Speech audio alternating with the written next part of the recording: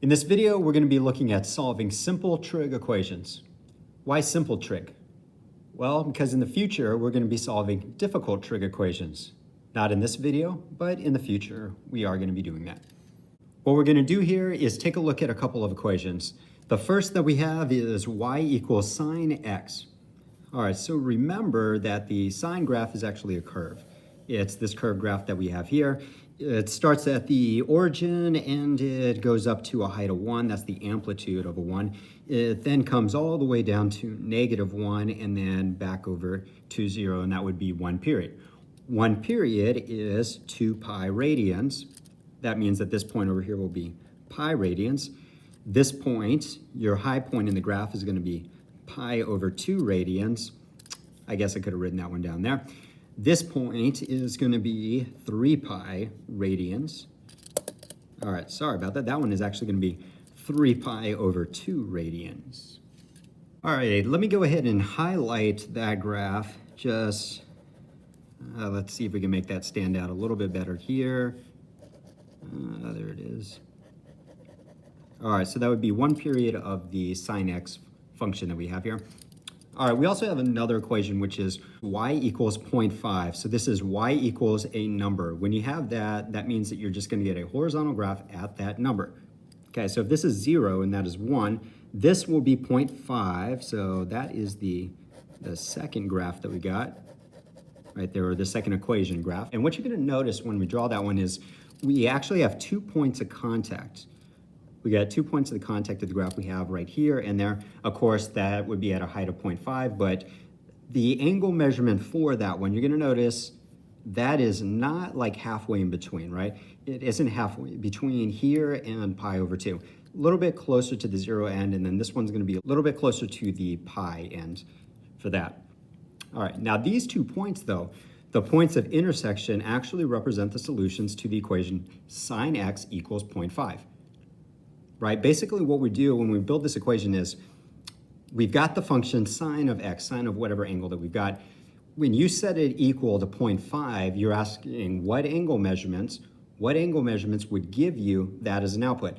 Outputs are going to be your y values, so we're sort of looking at where on this graph, that sine x graph, where on that do we actually have a height of 0.5, and that's where these two make contact. So we actually have 2 solutions. We have 2 solutions to go with that.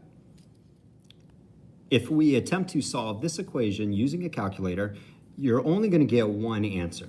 Okay, now we talked about that previously, how these inverse functions need to be treated as a function, which means they can only give you one response. They can only give you one response. In this case, the response that we're going to get is that answer here. We're going to see it in just a moment. You're going to get that one. However, based off of the graph, at least for 1 period, you can actually see that you get 2 different solutions. Okay, and down here in example 1, we're going to be asked to solve that equation where x is from 0 to 2 pi. Okay, so we will be looking at 1 period for this. You could block it off to being just a small section, which would just give you a single answer, but we're going to do the full period here. All right, so the calculator is going to help us get one answer. Of course, if you recognize this as being one of the ratios that correspond to special angles, you don't actually have to use a calculator to do it. Okay, but we'll demonstrate with the calculator. When you do get that answer, you're going to pick out your second answer based off of reference angles and also the different quadrants where you would get positive or negative values for sine. All right, so let's go ahead and take a look at how we would solve this. All right, we have the sine of x is equal to 0.5, which I'm going to go ahead and make a note of this right now. This is a positive 0.5. This is a positive, okay? To solve this, all you have to do is take the inverse sine or the arc sine of the ratio that we've got. So x is going to be equal to the arc sine of 0.5. Because you can probably recognize the answer in degrees a little bit easier than you would in radians, I'm going to go ahead and do the calculation that way. All right, so calculator set to degrees. I'm going to take the arc sine of 0.5 and get back 30 degrees. All right, remember that the sine of 30 degrees is 1/2, and that's what 0.5 is here. All right, so we figure out that x is going to be equal to 30 degrees. That would be the same thing as pi over 6 radians. That'd be the same thing as pi over 6 radians. All right, so how do we get the second answer here? How do we get that one? All right, to get that second answer, I'm gonna think about two things. First, I'm gonna think about what quadrants the sine function is gonna be positive and negative in. So I'm gonna draw that circle that we've seen. Go ahead and break that up. Okay, so recall that sine is positive in the top two quadrants, 1 and 2, and negative in the bottom two quadrants. All right, and what we need to look at, because we're going to be taking the arc sine of 0.5, we need to look at the top two quadrants. All right, the first answer that we get was at 30 degrees, same thing as pi over 6. That would be the one answer. The second answer that we got to look for will be in the other positive quadrant where we have a reference angle of 30 degrees. That would measure 30 degrees here. Okay, so from 180, we can just backtrack to 150 degrees. So that'd be the answer in degrees. In terms of radians, what we would do is take away 1/6 of a pi from 1 pi, which would leave us with 5 pi over 6. We take away 1/6. All right, so the answers that we get for this, the two answers that we get will be pi over 6 and 5 pi over 6. All right, and we'll go ahead and type those in the calculator just to verify. That would be correct. All right, so I'm going to switch over to radians now. There we go. All right, what I want to do is type in the sine of pi divided by 6, and see that gives us 0.5, and then also type in the sine of 5 pi divided by 6, and see that I get the other answer. For examples 2 and 3, we're basically going to add on some extra stuff that we need to deal with at the beginning, but ultimately what it does is come back to what example 1 had us do, which is look at the quadrants where we're positive and negative, and also use reference angles to get our answers. Example number 2, we have 3 cosine theta plus 9 is equal to 7. And our theta is going to range anywhere from 0 to 360 degrees. So we're going to answer this one in degrees. It does, however, cover an entire period. All right, so what we're going to do is try and isolate the theta, get that by itself. All right, so first step, let's see what we got here. We got 3 cosine theta plus 9 is equal to 7. All right, first step to get the theta by itself, we could go ahead and subtract that 9. You can subtract that from both sides. We'll get 3 cosine theta is equal to negative 2. Get 3 cosine theta is equal to negative 2. Second step, we can divide the 3. Divide that out and we get cosine theta is equal to negative 2/3. All right, and now to get theta by itself, we'll use an arc cosine. We can take the arc cosine of negative 2/3. All right, and what we'll do is go ahead and just get that first answer, the first answer that the calculator gives us. Go ahead and set this to degrees this time. All right, so in degrees, take the arc cosine of negative 2/3. All right, so that is going to give us 131.8 degrees. We'll go ahead and round there. All right, so that would be our first answer. Now what we need to do is think about that circle and where we're positive and negative. Okay, so here's that circle. And what we are doing is taking arc cosine of a negative number. All right, so cosine is positive on the right and it's negative on the left. So that first answer that we get, 131 degrees, is about here. It's about there. 131.8 degrees. All right, and now if I take a difference between that and 180, subtract 180, that will give me a difference of 48.2. We'll call it that. So your reference angle is 48.2. See if I can squeeze that in there, 48.2. Looks like a mess, but that's 48.2. All right, the other quadrant, which is negative for cosine, is quadrant 3. So what we'll do is just add 48.2 onto 180. All right, so we'll take 180 plus 48.2. That gives us 228.2. That would be your second answer. All right, so your answers for theta will be 131.8 degrees and 228.2 degrees. All right, and of course you can take these answers and you could plug them into this equation and see that you get 7. Let's go ahead and take the second answer that we got here. We'll test that one out. All right, 3 cosine 228.2. Of course, that's rounded, so it's going to be slightly off. Take that and add 9, and you'll see that we approximately get 7, just a little bit different because that part was actually rounded off. All right, and then this would also check out. Of course, that should check out because that was the angle that we used to find this one.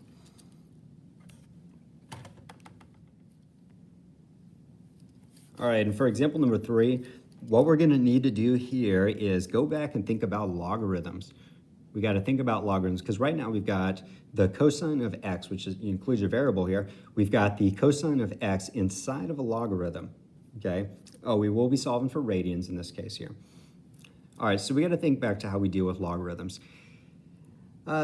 Logarithms are the inverse of exponential functions. Logarithms are the inverse to exponential functions. So there's this neat way that we can switch between a logarithm and an exponential function. That means that if you have something inside of the logarithm that you want outside, you can switch it into an exponential, or vice versa. If you have something stuck in an exponent position, you can use a logarithm to get it out of that spot. All right, so here's how we switch from a logarithm to an exponential. Focus on the base first. Focus on that number. That number, which we call the base to the logarithm, is also going to be base to the exponential. Okay, so I'm going to write that as a 2, but it will be a normal size 2. The exponent that goes to it is going to be this value over here, which would be the -1. And then if you do that, if you raise that base to that power, the logarithm drops out and you get just the inside, which is cosine x. All right, so what is 2 to the -1 power? Well, if you raise something to negative power, it gives you the reciprocal. If you raise something to the 1 power, it doesn't actually change the value. It doesn't really do anything to it. Okay, so all we're doing here is we're flipping it over. We're going to get a reciprocal, which means that we've got the cosine of x is equal to 1/2. If we take an arc cosine of 1/2, all right, now try and think back here. We've got these special angle measurements. Right, the cosine of 60 degrees is going to give us 1/2. Okay, so it'd be equal to 60 degrees, but that would be the same thing as pi over 3 radians. Okay, and then we have to check for a second answer. All right, so I didn't make this circle as pretty here, but just to get it done. This is a positive 1/2, which means we're going to take answers from quadrant 1 and quadrant 4. Quadrant 1 gives us this answer, which would be pi over 3. Quadrant, so that's about here. Quadrant 4, you're going to have to move down pi over 3, which is going to give you 5 pi over 3. That's going to give you 5 pi over 3. So the other answer, there we go, 5 pi over 3. Let's go ahead and verify in the calculator that these are correct. To do that, I'm going to need to type in the log base 2 cosine x. All right, so I got log base 2. This is going to be the cosine. I am in radians, did switch that over. All right, in radians, log base 2 of cosine pi divided by 3. That's what I believe to be the first answer. That comes back as -1, which is exactly what we want. And then, see if I can just insert a 5 here, okay, because I believe it is 5 pi over 3. That also comes back as -1. Okay, so these are our solutions. All right, so what I want to do here is add in one more, call it a fun fact that we have here. Recall that the tangent of theta is equal to y over x. Definition of tangent. Okay, the definition of tangent of theta is y over x. And the slope of a line is the change in the y values divided by the change in the x values. It's the change in the y values divided by the change in the x values, which is pretty much what we have here in the definition of the tangent of theta, because we measure that based off of the origin. So the y value is the change from the origin up to its point, and then the x is going to be the change from the origin out to that x value. So they're actually the same thing here. That means that the slope is equal to the tangent of theta, that the slope is equal to the tangent of the angle that would be made with that line compared to any horizontal, whether it be the x-axis or any other horizontal line that we have. All right, now that theta is going to get a special name when we think of it this way. We're going to call that the angle of inclination. That'll be the angle of inclination. All right, so check this out. Find the inclination of the line y equals 4/5 x minus 3. All right, now that line is the line that we have here. The y-intercept is at -3. That would be located right here. Okay, so if we think slope-intercept form, all right, the intercept is at -3. The slope of this would be up 4 over 5. So if I count up 1, 2, 3, 4, 1, 2, 3, 4, 5, you can see that point was already there. All right, so this is definitely that line. Slope and intercept verifies it there. All right, now the claim is that the angle that we would get in this spot, let's say looking between here and here, any horizontal, the angle of inclination, let's call it theta, okay? If we were to take the tangent of that angle, it would be equal to 4 divided by 5, the slope.